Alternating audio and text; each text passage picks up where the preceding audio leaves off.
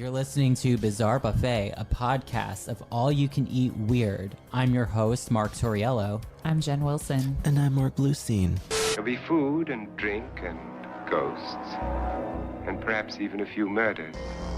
You're all invited. When we first went in, one of the people said, "Who are you?" And Tex said, "I'm the devil, and I'm here to do the devil's business." All right, here we are. Hi. Hey everyone, we're back. We're back. For a new episode. I'm the cat with the most full litter box you have ever smelled or seen in your life. Wow. Oh, Yeah. stinky. And I'm the actual litter box. Oh my God, we always just two of us. Just the two of us. Giving you shelter. That's right, shelter and litter. Shelter so you can use the bathroom accordingly. It's lovely. I'm not a cat person, so I am not affiliating myself Well, with we're this. offended. Even though I did an episode once about Yes, you cats doing did. an audition. I prefer dogs. Me too. Yeah, me too. Woof, woof. As woof, woof. as Mark is Yeah, Gonk's holding here. Gonkaroo right here Yeah, for you. For those of you watching, you can see him. Say hi, Gonk. Hello. Hi, Wolf. Wolfie. Woof, woof, woofy. He's like, what? Oh, okay. So last week we talked about revenge, which it was such a great episode, Mark. Thank you. I Yeah. really enjoyed that one a lot. I know, it was good. So my question this week, how well do you deal with rejection? It could be any kind of rejection. Like, so for me, for example, if I apply for a job or audition for something and I work really hard and it's something I really want and I get rejected, like I'm the type of person that will just have a really good cry about it and I let myself be miserable and bitter for the day, like for 24 hours, and then I brush it off and move on. That's healthy. That's fair and healthy. That's yeah, healthy. That's absolutely. good. There's some things that I still hold on to and have certain feelings about, but that's okay. Well, you're human. You know, I think everybody has things like that. That you're like, fucking really? Really? yeah. Really? For me, just on the whole, I think I take it kind of personally, rejection in any sense. But I don't hang on to it long term, but it hits me hard. Okay. You know? But then I'm like, oh, whatever, fuck these people. They're clearly stupid. They are stupid. Yeah. Fuck them. Fuck them. Well, I think if anyone or organization rejected me, I think there's something wrong with them. Yes, clearly. But- There's something wrong with anyone who Well, would reject remember, any of us it here. normally has something to do with God, so That is true. God tells them That's to. right. God told them to reject Yeah, me. they can smell But, that you're impure. But part of me wants to say, okay, you know what? Learn from it, grow from it, Yeah. and try again. Yeah. But I think a lot of times there's corruption. Sometimes you're rejected because of corruption. And, Yeah. and sometimes the rejection is done really fucking dirty. Yeah. Yeah, absolutely. Like sometimes it can be personal. Yeah. And those are the things that I hold on to. Yes. But when I'm talking in the sense of an audition or a job or something, I give myself that 24-hour grace period and then I move on. Yeah. Well, something I always say to Mark is that, you have to rely on people who are in a position of power to make a call. And a lot of times the people who are making these calls aren't qualified themselves. Correct. So, it's really fucking tough because you really got to get lucky as to whether or not you're dealing with a fair person who Right. is of sound mind, who is actually going off of oh yeah, you're good at this and you would be good for this because of XYZ, not oh, you're good at this, but my friend is better. Exactly. And that's the fucked up aspect. Well, I got rejected from a job once because it came down to me and one other applicant after 5 interviews, after God, 5 rounds. I remember 5 this. effing interviews where my resume was a hell of a lot better, and this person got it because they lied. Yeah. They lied about one. I fucking hate that shit. Yeah. And I It's found when infuriating. I found this out, I'm still. This is 3 years ago, and I'm still fucking pissed. Yeah, Mark about still it. is building the bulldozer. Yeah, I'm gonna bulldoze. You're gonna bulldoze. Yeah. You're gonna bulldoze the shit Yes. Yeah. out of that bitch. Yeah, with my Yeah. Yeah, I mean. I love it. with my Honda Civic. Yeah, absolutely. Yeah. We love us a good Honda here at Bizarre Buffet. We do. Good cars and they're cute. I'm actually taking us back in time a little bit further than Mark's episode. I'm taking us to the year 1984. 84. So the album Purple Rain was a hit. Oh my God, Purple Rain. That has nothing to do with this story. So something that I learned is that actually this is the first time HIV was first identified. Really? Yes. Wow. The first case was in 84. Yeah, and our BFF, horny Ronald Reagan, was living in the White House. Oh, of course he was. Shame he didn't get it. May you rot in the worst kind of hell, you piece of shit. And didn't we have like a And your heat bash? wife. We had a heat bash about Nancy last episode. Oh my God. we so don't- did. Look, you We guys don't still like are the on the Reagans. menstrual. So we are like kind of on the same menstrual cycle. Absolutely. The same bizarre buffet podcast menstrual cycle. Absolutely. So we find ourselves in Sunnyvale, California. Okay. At an electric company called ESL Incorporated. All right. Which stands for Electromagnetic Systems Laboratory. ESL is definitely easier. That's what I Yes. thought. Yeah. I'm pretty sure that the company is no longer standing. It was a technology firm that engaged in software design. They did systems analysis and hardware development. Okay. This guy, Richard Farley, who was a 35-year-old software engineer at the company, met this girl, Laura Black. She was a 22-year-old coworker at the same company, and they met at an event in April of 1984. Richard was absolutely smitten and later stated that he immediately fell in love with her. Oh, yes. Sweet. Yeah, Do we know where this is going yet? Do we know where this is going yet? Oh my God, obsession. 1984 kissing. 1984, who could ask for more? I don't know. Shall I continue? Yes. Okay. I'm in. So Richard starts leaving her letters and gifts on her desk. Oh, secret I admirer. don't know the specifics of the gift giving, but the one thing that kept popping up in my research that was mentioned multiple times was that he baked her homemade bread. Oh, that's an HR issue. Homemade bread. It is, absolutely. So I mean, what kind... I can smell it now. I love homemade bread. Laura had... Oh my God. Sorry. So horny for the homemade bread. Whoa. Laura did have some pretty strong boundaries because she was all like, no, I don't want your bread. no to his advancements. Good for her. Richard was not taking this rejection lightly whatsoever. Okay, so... This bitch fucking persisted. Oh, he was like, now you're getting 3 loaves a week. Was he a dick about it? Oh, yeah. Yeah. Richard. Oh, You were going to have to find out. oh, God. And his bread. He actually started to take the nose as like a sense of encouragement to continue to try harder. Why do people do that's this? such a douchebag Why? thing. Why do people like? And oh, this and, whole it's like her job. She's at work. Like, Yeah. let her make her money. that to me is like so bad. Yeah, come on. Yeah, man. no. And he would do crazy things like call her desk every few hours to like check in. Did you try the bread yet? Well, like my thing is like, hey, what's up? Working just like you are? Yeah. Like what's the conversations consisting of? Do you not like pumpernickel? I do. Do you like rye bread? Yeah. What about weird. whole grain? But like also he got like really fucking weird and showed up at her aerobics class. Oh no. Oh boy. Oh, Laura. Oh, Yeah, God. no. So Richard Stalking got like super crazy. He actually provided false information to the HR department through pretexting and was able to obtain Laura's home address and personal phone number. So he essentially made a fabricated scenario up as to why he needed this information. And that got through to HR. I mean, he got it that through doesn't- HR. HR is no. But you know something? Oracle. I feel like during a certain period of time, for some reason, I don't know what or why, but it was so much easier to be like, hi, I need this person's address because I need to... Yeah. Like, I don't know. It was fucking 80s, I guess. And yes, it was. No, I agree with that. Because, like, he also not only did this with the HR department, but he did with the custodial staff. He got really friendly with them in order to get a copy of Laura's desk keys so he could go through her personal belongings and get more of an insight of, like, her personal life. Oh, my God. He got his hands on a bunch of confidential documents about her as well. Oh, this is fucked up. It is. It's really fucked up. There was one time where Richard actually called Laura and left a message asking her out on a date. And Laura ignored it. She didn't answer it. Nothing. This bitch still showed up at her house. Still showed up at her house. Fuck. She told him to go away.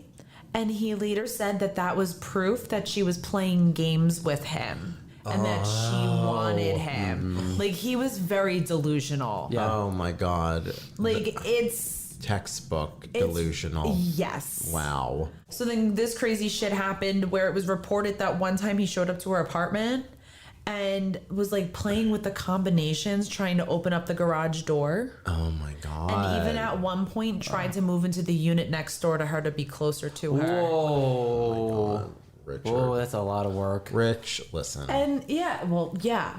There's not a lot out there, and especially about her, because the thing that I was like really curious about was like, what was it that had Richard so intrigued by her? Yeah. But like, if you look at the pictures of her online, she was a very pretty young woman, and she was very put together, like very like 80s office. Shoulder 80s pads. ladies. Blazers, Shoulder with the, pads. yes, the perm hair, the Oh, love earrings. her. It's Love great. it. No, Oh, poor thing. Oh man, I love her, but I feel so bad for her because she actually had to move 4 times over the course of 4 years. Oh, Cindy James. Because of him? Because of each time she moved, he somehow got a hold of her address. Oh my God. HR. Girl. I'd make a phone call to HR departments in the 80s. Hi. I don't know, like, if you could sue HR in the 80s, but I mean, think about it this way too. I feel like lawyer up. that was also a time where women weren't as valued in the workplace as they are now. Yeah, absolutely. I think, You know? Yeah, I think that's a good point. I think it was seen more as like, whatever. Here's her address. Go stalk her, you fucking psycho. Exactly. Yeah. She got fed up like with his fucking bullshit. Yeah, of So course. like by the fall of 1985, she actually reached out to the HR department, and Richard was ordered to attend psychological counseling sessions.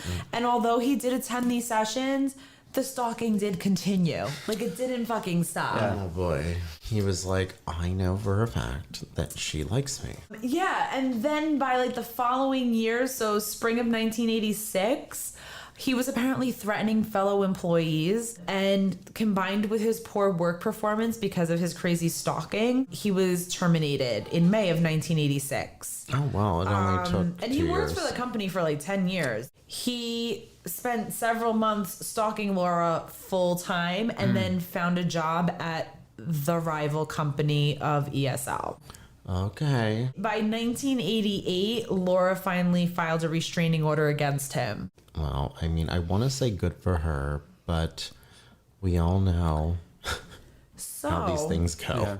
Well, I mean, if you Yeah. think 4 years is a very long time to live with something like that. Yeah. Like moving and being well, stalked. Cindy James. Yeah. Yeah, Same Cindy. thing. Absolutely. Although we don't know, we think Cindy. We Agnes We- did we it. We think Cindy was. Agnes had full of something it. to I do know, with but it. no, but what Jen is saying is correct, though. In theory, if Cindy's story is what it hopefully was, I don't know, controversy. Throwback to a past episode. Yes. Cindy James. Dead meat. Amazing. Real, thank you. But yes, what you're saying makes total sense because it's like, you know, the moving and, you know, some people really do experience this, and stalking laws, even till this day, aren't great. They aren't. There's really not much you can do if you're being stalked. No, but like it's true Yeah. because the restraining order did not prevent him from buying weapons during that time. Oh, wow. So he actually, like, he owned a variety of weapons. There was a revolver, there was a couple of them, there was a shotgun. But then, like, you know, talking about stalking in the workplace, the next day he actually left a package on Laura's attorney's doorstep. He claimed in this package to have all this evidence that him and Laura had this like long relationship together. Oh, boy. He had dinner receipts, phone call recordings, which I'm not sure how he was able to. Yeah. I mean, he could have Used, but like done a number of He things could to have had a fake fake it. voice. he could have had a Yeah. fake And dinner voice. receipts, you can get dinner with anyone. That could be with his mom, his Yeah, sister. exactly. Exactly. And it was harder to prove in the 80s. He also claimed in this package in writing that Laura kept a secret stash of coke Okay. that they shared. It was at the one 80s. point. Yeah, I mean, yeah, exactly. I wouldn't be surprised, but the attorneys were like, "No, this is like Yeah, you're lies. you're, Like, be, this you're being guy's crazy crazy. town. There bullshit. Yeah. there was nothing in there that was like concrete proof to like put this on Laura. Yeah, he was like, I have a receipt that shows that 2 people ate dinner because there were 2 entrees. Girl, calm down. That doesn't mean it was her. So yeah, the day before the court date, which was February 16th, 1988, Richard drove, apparently he had a motorhome, so he drove it into the parking lot of ESL, and he claimed later on that he was waiting for Laura to leave work so he could convince her to rescind the restraining order. If she refused, he would kill himself. Okay, good. I would refuse. Yeah, I'll refuse. I'll watch you do And it. then like, here you go. Bye. By 3 p.m., he loaded up his guns, he put on an ammunition vest, inserted earplugs, and put on leather gloves, walked into the building of ESL, Oh, shit. and began shooting while heading towards Laura's office. Was he shooting at employees? Yep. Oh man. Oh, boy. that's not right. Several of the employees were killed by his shots. Oh, that's terrible. Imagine dying at work. Oh, God. All the like That's like the last place like you my want to worst die. nightmare. He gets to Laura's office. He opens the door, which she apparently slammed in his face. And he fired a shot through the door, which missed her. The second shot hit her shoulder and sent her unconscious to the floor. Oh, shit. But I am happy to say that Laura did survive this. Yeah, Laura, Laura go did girl. survive this. Oh, I my bet you she was God. wearing a shoulder pad. Oh, yeah. He pretty much kept the SWAT team at bay for 5 hours and moving from room to room. So boy. like the SWAT team and snipers couldn't target him. Mm-hmm. Laura actually woke up while this was all happening. She managed to like take care of like her wounds. She and other survivors that she found along the way were able to hide from him. Eventually Laura and the survivors escaped. Richard finally surrendered to the police on the promise of a sandwich and a soda.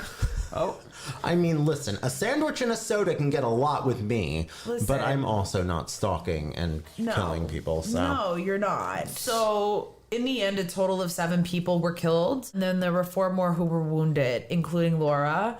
And it was also reported that a total of 98 rounds were fired by Richard Farley. Holy shit. that's a lot. That's a lot. It's a shit That's ton. fucking insane. The next day, the court commissioner named Loris Kittle made the restraining order against him permanent. Okay. She stated and said that pieces of paper do not stop bullets. Yeah, they do not. No shit. He already fucking killed all these people. And like, now it's permanent. Okay, well, now he's in custody. So, great job. Laura, like I said, survived. She was hospitalized for 19 days. She continued to work for ESL after that. Wow. Yeah. And apparently Richard wrote her again when he was in prison and stated that she had finally won. Oh, boy. Oh, wow. So is this like a sick game that he enjoyed or... That's so fucking crazy. Yeah, exactly. During the trial, Richard Farley did admit to the killings but pleaded not guilty. I wonder how that happened. Yeah, How I wonder, that works. yeah. So he said that he never planned to kill, but only wished to get Laura's attention or commit suicide in front of her for rejecting him. He should have just committed. He should have killed himself. Yeah, he should have done it Yeah, I mean, at that point, for sure. well, killing himself or 7 people? Yeah, I'd say so. But his attorney claimed that he was never a violent man and only had his judgment temporarily clouded by his obsession with Laura Black. Oh, yes, because that's a reasonable excuse. But even if that's the case, he still did it. yeah. And they said, and he also argued that Richard Farley will likely never kill again. Likely. Oh, that's Not comforting. definitely, likely. It's likely that he won't find the next Laura to be obsessed about, to shove bread in her face and to viciously stalk. Bread, I know, Bread, what an odd choice. right? Yeah. I mean, listen. I mean, I think it's innovative. It's not like chocolates or flowers. I like mean, the just trying to be classics, creative. But Yeah, maybe bread. he was like, oh, she's gonna be wooed by this because I'm eccentric. I don't know. I'm eccentric. Here's bread. I'm the best bread baker in all you of don't even Sunnyvale, fucking know. Yeah, California. you haven't even tried my bread. You don't know what Try bread my is. bread, bitch. I mean, listen, it's a convincing case for someone like me. Well, it is. Yes. I will try the bread. She definitely won't be dating the Listen, I'll gingerbread. never say no to bread. I love a good bread. Sourdough. Sourdough is Let me one of tell my you, favorites. he would have won me over with some sourdough. Cheesecake Factory bread is Oh my god, there is Yes. some sort of possession. I love They a put good cocaine cheesecake in that factory. shit. They do. They have to. even, good. even the brown one. I love the brown bread. I know. That's pumpernickel that we were talking about. Oh, Yes. like the bagels that I We were like. like talking about pumpernickel. Yeah. I love a pumpernickel. Oh, me too. I love. You You like know what? pumpernickel? I need like a good bagel. I haven't had a bagel in a long time. Oh, bagels are good. Or like a good breakfast sandwich on a bagel. I love a rainbow bagel. Yeah. Oh, yes. I get so excited. They It's taste how like do nothing, do but it? they look nice. Yeah. So pretty. So pretty. So good. Maybe he should have tried rainbow bagels for Laura. Yeah. Maybe he should have done that. Wrong bread. He would have been ahead of his time probably. So do you want to know how this all kind of wraps up? Hell yeah. Yeah. The prosecution documented every step of the stalking. They produced all the letters that he sent and documented his shotgun and ammunition purchase a week before the rampage. All of this amounted to extensive planning, which was evidence for premediation.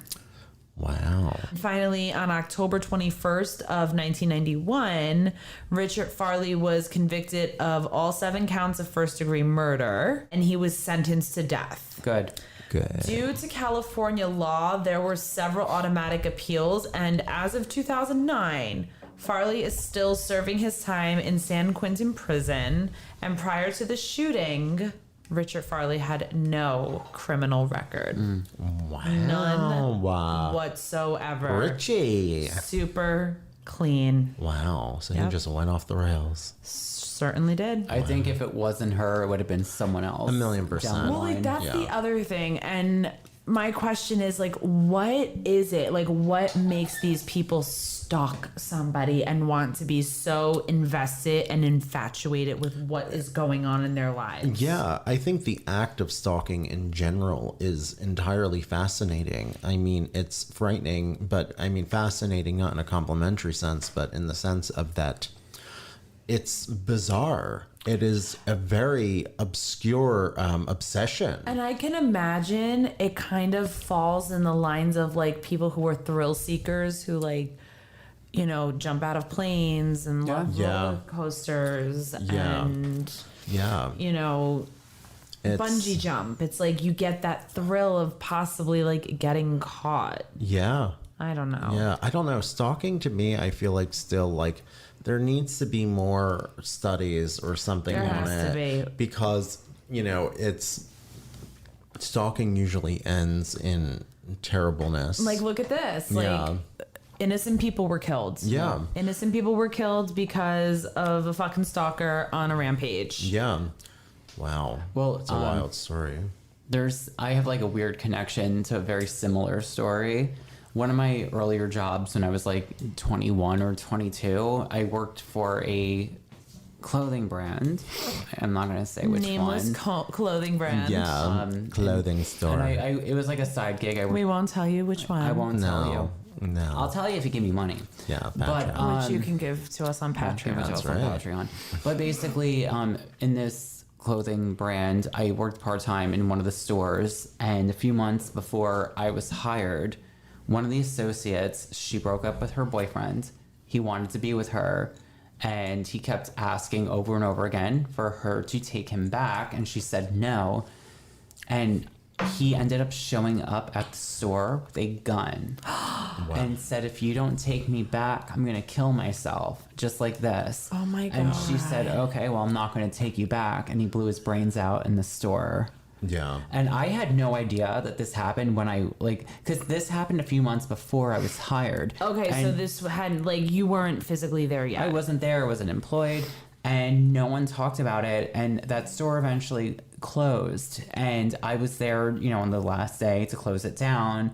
And I was like, oh, what happened to so-and-so? And they were like, oh, she just dipped out do you know, and they were like, you know what happened to her, right? And I was like, no. And I found out Her that boyfriend blew story. his brains out. Oh my God. Yeah, I'm glad that he did it to himself Yes. rather than someone else. Well, yes, So- absolutely. These men are fucking disgusting. Well, exactly. Trash. Yeah, we've been Absolutely. watching a lot of the docuseries and movies that we've been finding and streaming have been like a lot of stalker related stories. Yeah. Which like I've just been really just fascinated on like kind of diving more into that and like the mindset behind why people do it. Yeah, 1,000,000%. It's fascinating. It is. It truly is. It is. And I mean, what a great story and topic, and a terrible story at the same time, for course. obvious reasons on each side, right? I'm just glad that Laura survived. Me too. I am too.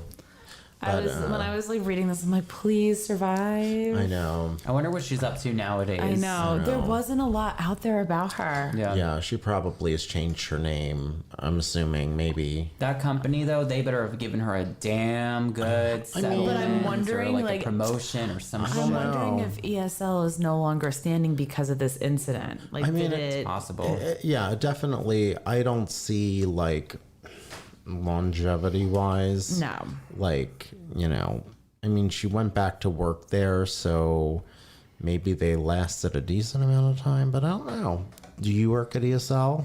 Do you know somebody who Let did? us know. Yeah, let us know. You can message us at Bizarre Buffet on Instagram, That's Facebook. right, absolutely. Or you can message us on Patreon, where we will do some really cool things for you, and you can Yeah, see cool stuff. subscribing to Patreon helps us because to keep our podcast running, it does cost money. It does. So for time, time, energy, efforts, beauty. beauty, Yes. $3 a month gets you a postcard, a pin. a pin that I've Made by designed Mark and Torriello made. himself. Absolutely. Anything we publish to Patreon, be Is it made by bloopers, one of deleted us. content, absolutely. Unpublished content, and then for how much a month? For $10 a month. $10 a month, you get all of that and a blindfolded drawing of By your all of choice us. by the three of us. Yeah, we'll each do one that you want. and you get a video Yes. shout out. Yeah, and you'll see us doing the drawing.